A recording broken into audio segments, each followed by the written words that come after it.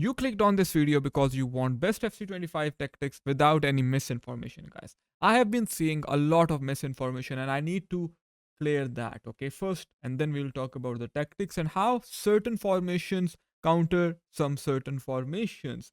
I have to talk about it because I've been getting this question a lot, especially by my coaching trainees. First things first, guys. I've seen it on X, Twitter, whatever you want to call it, even on YouTube sometimes. People talking about stuff like, oh, 4-4-1-1 defending in a 4-5-1, and they will show you something like this. Listen to me.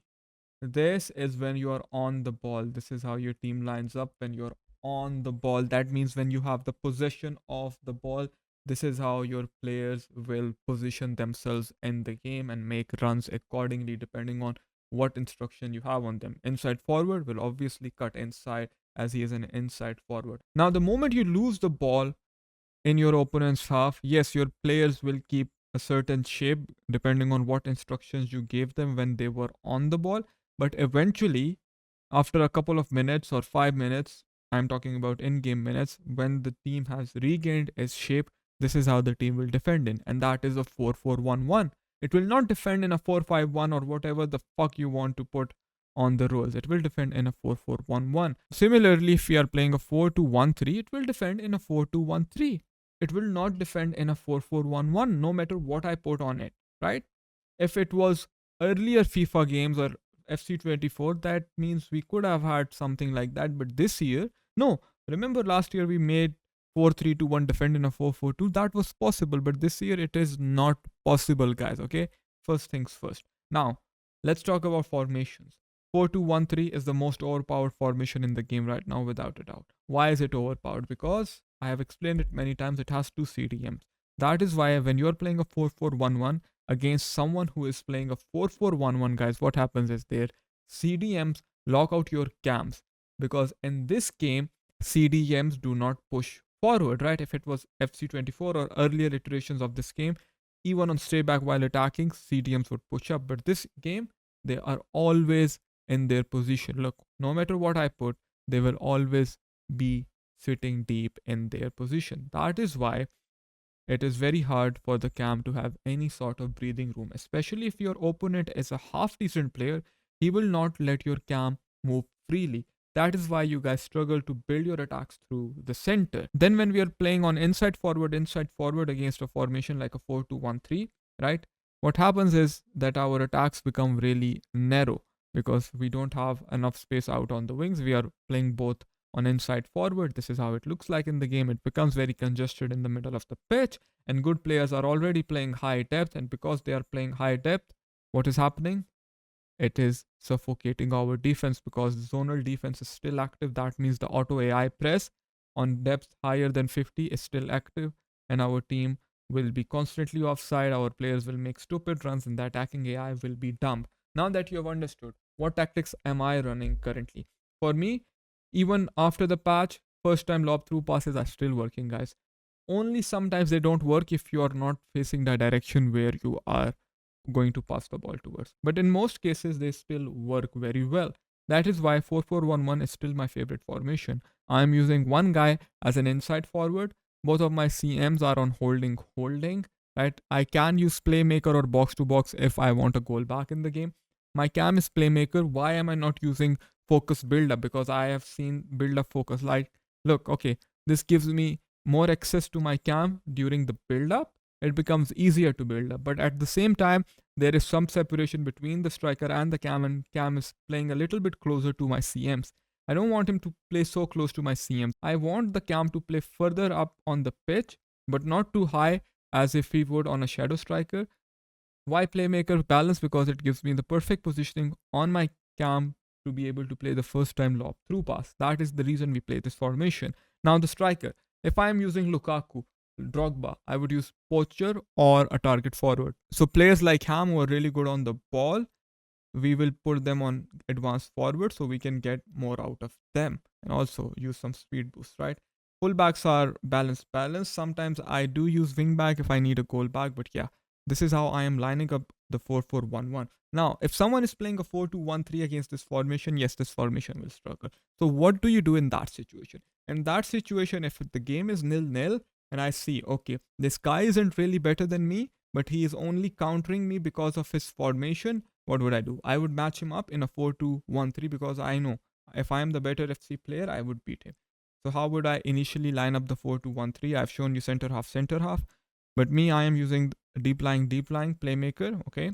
In this formation, yes, you can put build up because CDMs and CMs are different, right?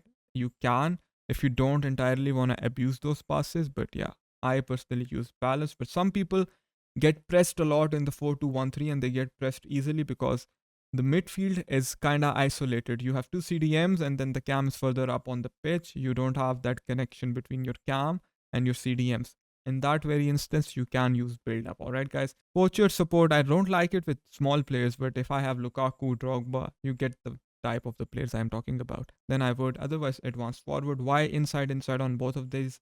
Because they are left wingers, right? If I put them winger, they're too isolated. If they were midfielders, one of them on winger is fine, but inside is good enough. But still, if I feel the need for the winger, if I want to play out wide, I want to focus more on recycles, I would put winger.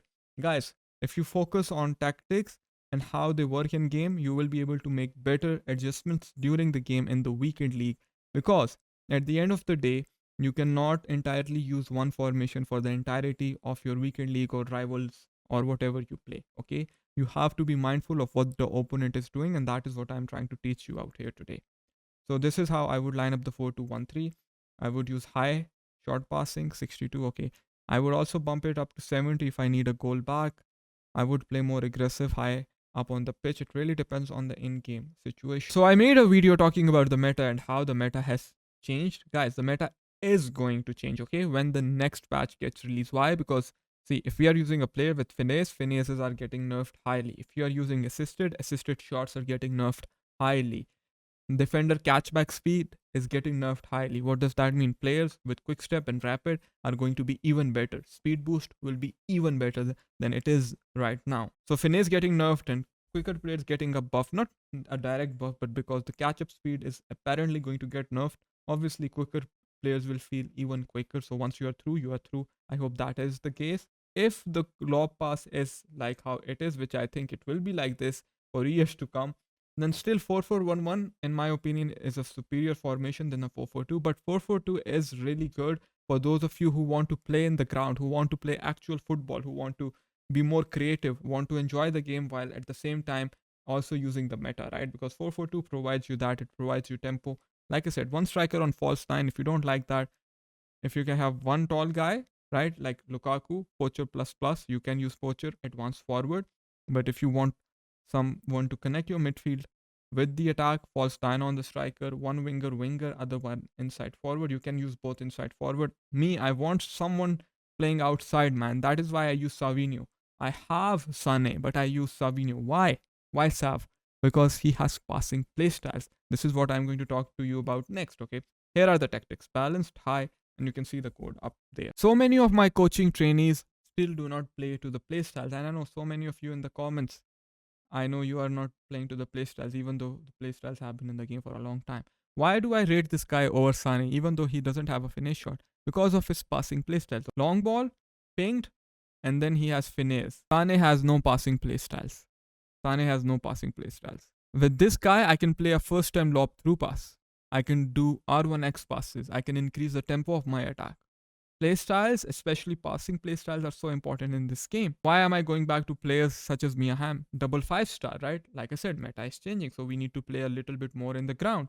And the only thing that is not good about her are the lack of passing playstyles. But she has rapid, she has quick step, right?